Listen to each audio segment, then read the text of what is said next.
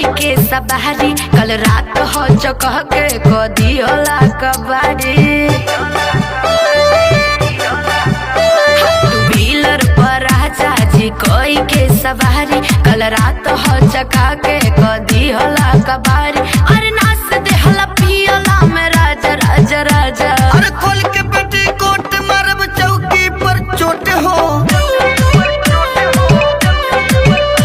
अरे खोल के पेटी कोट मारब चौकी पर चोट हो। करे नाही पैबू हमर प्यार के रिपोर्ट हो। करे नाही पैबू हमर प्यार के रिपोर्ट हो।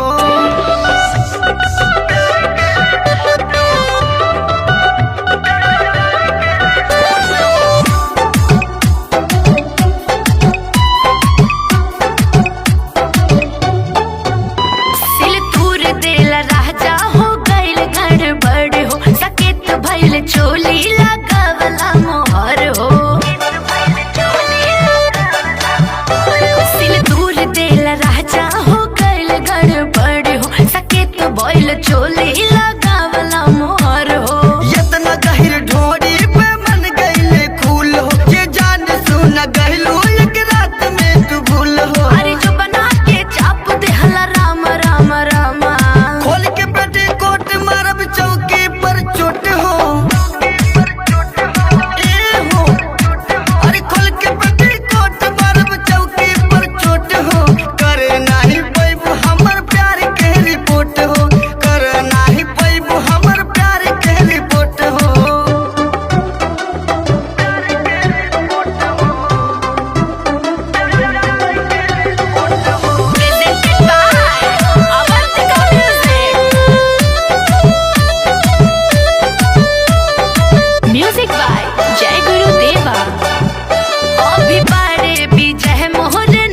जवानी ए समसु भतार तू करा न मन मानी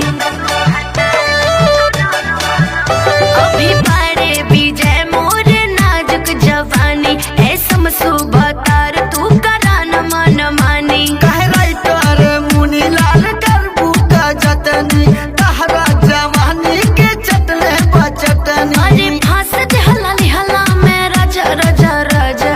खोल के पेटी कोट मारब चौकी पर चोट हो।